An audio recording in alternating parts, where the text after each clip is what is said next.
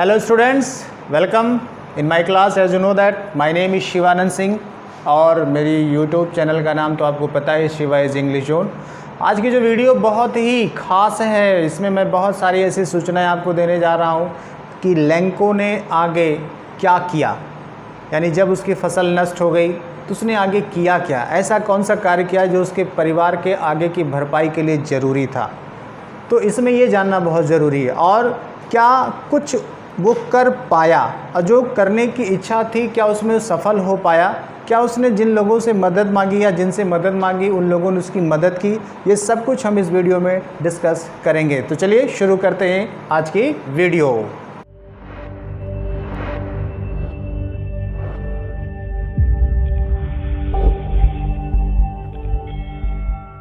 चलिए शुरू करते हैं। तो आज आपको आगे बताता हूं मैं कि आगे की स्टोरी में लेंको ने क्या ऐसा किया। बारिश ने काफ़ी तबाही मचाई, तबाही का परिणाम ये हुआ कि सारी फसल उसकी नष्ट हो गई।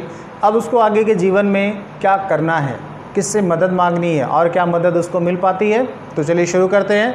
जिसमें आप देख पा रहे होंगे कि लिखा है कहानी में कि it did not pass quickly, यानी जो ओलावृष्टि थी वो जल्दी से ख़त्म नहीं हुई। और परिणाम क्या हुआ कि जब ख़त्म नहीं होगी तो रिज़ल्ट ये हुआ कि ओलावृष्टि होती रही और फसलों को नुकसान होता रहा। इसमें लिखा हुआ कि the hell rained on the house, जो बर्फ़बारी थी, ओलावृष्टि थी, वो घर पर भी गिरती रही, बागीचे में भी ओलावृष्टि हुई, पूरे पर्वतीय क्षेत्र में हुई, फसलों को बर्बाद कर दी। पूरी होल वैली में देखा जाए तो ओलावृष्टि हो रही थी।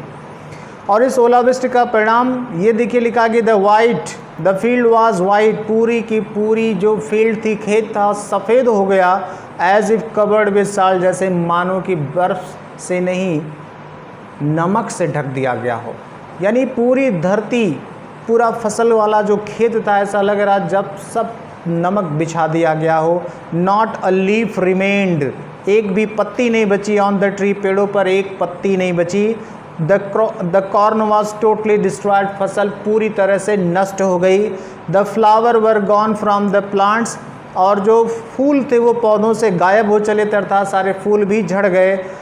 Lencho soul was filled with sadness, Lencho की जो आत्मा थी वो कष्ट से भर गई, अर्थात उसके हृदय में अपार पीड़ा हो रही थी अपनी फसल को पूरी तरह से बर्बाद देखकर। When the storm had passed, जब तूफान थम गया, ओलावृष्टि बंद हो गई। He stood in the middle of the field, वह खेत के मैदान में, खेत जो था उसके मध्य भाग में जाके खड़ा हुआ। And said to his sons, और अपने पुत्रों से कहता है। अब देखिए किसान, आगे की कहानी क्या रुख लेती है ये जानना है तो आगे बने रहिए मेरे साथ। आगे देखिए लेंको ने अपने पुत्रों से कौन सी बात बताई जो बहुत महत्वपूर्ण थी पूरे परिवार के लिए। क्या कहता लेंको, ज़रा ध्यान से देखते हैं हम लोग। लेंको ने यहाँ लिखा 5वें पैराग्राफ में, हम देख पा रहे हैं 5वें पैराग्राफ में लेंको कहता कि a plague of locusts, plague of locusts यानी टिड्डियों का झुंड, टिड्डियों का झुंड वुड हैव लेफ्ट, छोड़ देता, मोर देन दिस, इससे कहीं ज़्यादा। यानी कि ओलावृष्टि ने फसल को जितना तबाह किया है बचा कुछ नहीं। अगर ये टिड्डियों के दल का आक्रमण होता तो इससे ज़्यादा बच जाता। द हेल लेफ्ट नथिंग, और इस ओले ने तो कुछ नहीं छोड़ा, इस ओलावृष्टि ने कुछ नहीं छोड़ा, अर्थात पूरी फसल तबाह हो गई। दिस ईयर, इस वर्ष, वी हैव नो कॉर्न, इस साल मेरे पास कोई फसल नहीं होगी। तो इसका परिणाम क्या होगा, आप ज़रा ध्यान दीजिए, इसका परिणाम क्या होगा। क्या फसल नहीं होगी तो लेंको को पूरे वर्ष कैसे गुजारा करने का मौका मिलेगा, वो कौन सी तकनीक तरकीब अपनाएगा जिससे उसकी फसल की भरपाई हो पाए। तो अगले पैराग्राफ में देखते हैं। That night was the sorrowful one, यानी वो रात सबसे दुख भरी रात थी। जाहिर सी बात है, जिसका साल भर का जो भोजन है, अन्न है, वो नष्ट हो जाए, उसे नींद आएगी, मुझे तो नहीं लगता। ऑल आवर वर्क, कहते हैं कि सारा हमारा काम फॉर नथिंग, और बदले मिला कुछ नहीं। यानी इस जितनी मेहनत की हमने इस फसल को उगाने में, ओलावृष्टि ने सब कुछ नष्ट कर दिया, हमें कुछ प्राप्त नहीं हुआ। There were no one who can help us, और जैसा आपको पता भी है कि देयर वर नो वन, कोई भी नहीं है जो उनकी मदद कर सके। पूरी घाटी में एक इकलौता घर, तो जाहिर सी बात है उस पूरे घाटी में कोई दूसरा और व्यक्ति होता जो लेंको की मदद कर पाता, लेकिन ऐसा कोई नहीं। तो अर्थात वो कौन है जो लेंको की मदद करने को आएगा। क्या लेंको का परिवार तबाह हो जाएगा? क्या कुछ भी उसे खाने को नहीं मिलेगा तो कैसे आगे का जीवन सर्वाइव करेगा? ये आप ज़रूर समझिए। इस पैराग्राफ में आगे लिखता है we shall go hungry this year, we shall go hungry, भूखा रहना पड़ेगा दिस ईयर, इस वर्ष। क्या कोई एक वर्ष तक भूखा रह करके जीवन यापन कर सकता है? जीना मुश्किल हो सकता है ना, अगर आपको खाने को नहीं है तो कैसे? लेंको कहता है कि इस वर्ष भूखा रहना पड़ेगा, तो क्या उपाय ढूंढेगा वो? चलिए आगे देखते हैं। But in the hearts of all, सभी के दिलों में, यानी उस घाटी में, लेंको के हृदय में, लेंको की पत्नी के हृदय, के बच्चों के हृदय में, who lived in the solitary house, जो उस एकांत घर में रहते थे, in the middle of the valley, घाटी के मध्य में, there was a single hope, एक इकलौती होप थी, एक इकलौती उम्मीद थी। और ये उम्मीद किसकी है? हेल्प फ्रॉम गॉड, ईश्वर से मदद। यानी कि जब कोई भी मदद करने को तैयार नहीं है या उपलब्ध नहीं है तो लेंको के हृदय में एक ऐसा भाव उत्पन्न हुआ कि अगर कोई नहीं है तो जिसका कोई नहीं उसका प्रभु होता है। ये बात आपको पता है। लेंको को पूरा भरोसा था कोई मदद करे या न करे, लेकिन ईश्वर मेरी मदद ज़रूर करेगा। तो आगे देखते हैं क्या हुआ। आगे लिखा, फिर उसकी पत्नी कहती है, उसको ढांढस बताती हुई कि डोंट बी अपसेट, परेशान मत होइए, इवन दो, हालांकि this seems like a total loss, हालांकि ये तो पूर्ण नुकसान महसूस होता है, पूर्ण क्षति महसूस होती है, लेकिन आप परेशान मत होइए। रिमेंबर, याद रखिए, no one dies of hunger, कोई भूख से नहीं मरता। लेंको की पत्नी ने पूरी सांत्वना दी लेंको को कि आप परेशान मत होइए, ईश्वर जहाँ उपलब्ध वहाँ कोई भूख से आज तक मरा नहीं, ये बात आप ध्यान रखिए।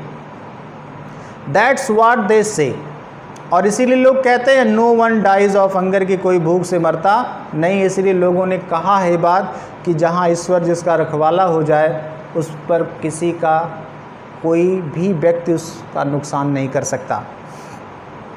ऑल थ्रू द नाइट, सारी रात, Lanco thought only the one hope, सारी रात लेंको के हृदय में सिर्फ एक ही बात थी। क्या बात थी? जिससे वो मदद मांगने वाला था, और वो कौन था? ओनली वन, हेल्प की जो बात कर रहा था, only one hope, that is the God, help of God, ईश्वर की मदद।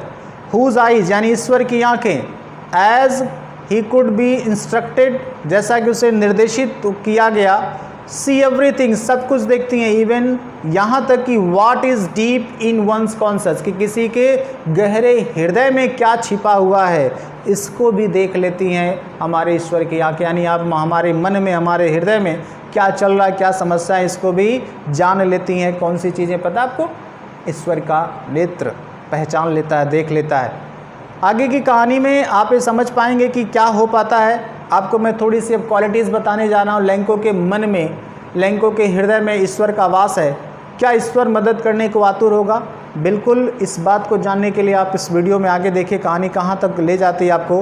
कहते हैं कि लेंको था an ox of man, an ox of man, it mean just like a ox, it mean मतलब मत समझिएगा कि बैल था। इतना परिश्रमी था कि जितना एक बैल, कोल्हू का बैल जिसे कह सकते हैं, बहुत ज़्यादा परिश्रमी था। Working like animal in the fields, खेतों में कैसे काम करता था? लाइक एनिमल्स, जानवरों के जैसे खेतों में काम करता था। कौन? लेंको। इतना परिश्रमी था। बट स्टिल ही न्यू, लेकिन वो जानता था हाउ टू राइट, लिखा कैसे जाता था, तो पढ़ा लिखा किसान था, ये बात उसे पता थी। द फॉलोइंग संडे, आने वाले रविवार को, एट डे ब्रेक, मतलब सुबह होता है, भोर, सुबह जो सुबह खिलती है, at the morning time, at the sunrise, he began to write the letter, उसने खत लिखना शुरू किया, विच, जिसे ही हिमसेल्फ, वह खुद, वुड कैरी, ले जाएगा, टू द टाउन, नगर, and placed in the mail, और उसे पोस्ट ऑफिस में खुद डालेगा। ये योजना बनाई उस रात लेंको ने कि अगले दिन सुबह होते ही मैं खत लिखूंगा और एक खत खुद मैं शहर लेके जाऊंगा और स्वयं इसे पत्र पेटिका में यानी मेल बॉक्स में डालूंगा। ये योजना रात में लेंको ने बना ली। फिर देखते हैं आगे क्या होता है। It was nothing less than a letter to God, यही मेन स्टोरी का title, a letter to God. और यही वो मुख्य बात है जो मैं आपको वीडियो में बताना चाहता था कि आखिरकार वो कौन है जिसकी मदद लेंको को आवश्यक थी। आखिरकार इस जो टाइटल है आपके चैप्टर का, उसका तात्पर्य क्या निकला। हार मान करके जब कोई नहीं मिला तो लेंको ने ईश्वर को खत लिखा। अब खत में क्या लिखा, क्या मांगा खत में, ये भी जानना है तो बने रहिए आगे मेरी क्लास में। और आके देखिए क्या होता है। ऐसी क्या चीज़ लेंको ने लिख दी खत में कि ईश्वर को भी उसकी मदद करने की इच्छा जागी। क्या ईश्वर स्वयं मदद करने आया था या किसी के माध्यम से मदद की? एक बड़ा रुचिकर विषय है, ज़रा ध्यान दीजिएगा, इंटरेस्ट बने रखिए अपने। गॉड क्या लिखता है खत में? लिखता है गॉड, ईश्वर। ही रोट, उसने लिखा, ईश्वर if you do not help me, यदि आप मेरी मदद नहीं करते हैं, my family and I will, क्या हो जाएगा, मेरा परिवार और मैं, will go hungry this year, इस वर्ष भूखे रह जाएंगे।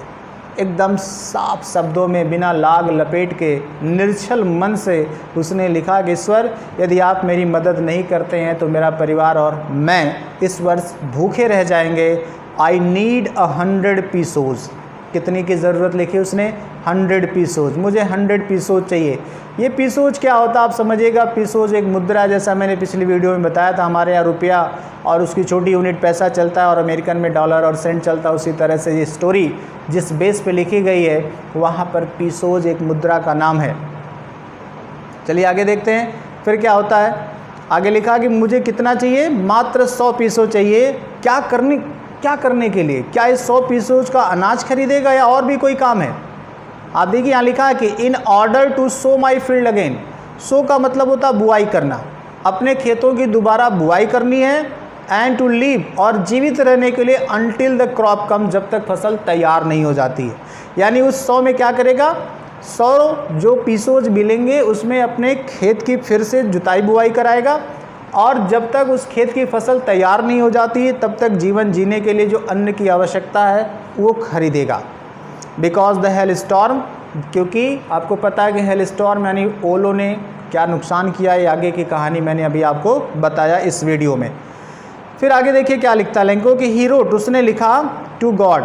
कहाँ लिखा? On the envelope. इन्वेलप मतलब होता है लिफाफा। लिफाफे के ऊपर लिखा टू गॉड, ईश्वर के नाम। पुट द लेटर इनसाइड, लिफाफे के अंदर खत को रखा। एंड स्टिल ट्रबल्ड, और अभी भी परेशान, यानी अभी भी कुछ मन में बात रह गई है, कोई समस्या रह गई, अभी भी परेशान है। वेंट टू टाउन, कहाँ जाते हुए? नगर को जाते हुए, यानी नगर मतलब शहर को जाते हुए उसके मन में कुछ समस्या रह गई। At the post office, post office में ही placed a stamp on the letter. Stamp का मतलब डाक टिकट होता है। कहाँ प्लेस किया? जैसा हम लोग करते हैं लिफाफे के ऊपर जिसको खत लिखा है उसका नाम और पता लिखते हैं और उसके ऊपर डाक टिकट लगाते हैं, तो वही काम लेंको ने किया। At the post office, post office में ही प्लेस्ड अ स्टाम्प, एक स्टाम्प उसने चिपकाया ऑन द लेटर, लेटर पर, and dropped into the mail box, और उसे पत्र पेटिका में डाल दिया। अब बात आती है कि पत्र पेटिका में जब पत्र को डाल दिया गया तो क्या पत्र जो पता लिखा गया था उस पते पर पहुंच जाएगा? आपको पता है कि पता कहाँ का लिखा था? ईश्वर का पता। क्या आप जानना चाहते हैं कि ईश्वर का पता है कहाँ? आप भी खत लिखना चाहते हैं ईश्वर के नाम? मैं पता बताऊं आपको कहाँ मिलेगा, लेकिन इसको जानने के लिए आपको इंतज़ार करना पड़ेगा मेरी अगले वीडियो का। तो ध्यान दीजिए, वीडियो आप नए हैं तो सब्सक्राइब कर लीजिए, नोटिफिकेशन बेल ऑन कर लीजिए, लाइक दीजिए, शेयर कीजिए और अगले वीडियो का इंतज़ार करिए। मैं भी ईश्वर का पता आपको बताऊँगा और आप भी खत लिखिएगा, अपनी समस्या का समाधान भी ढूंढने का प्रयास कीजिएगा। Thank you for watching my video.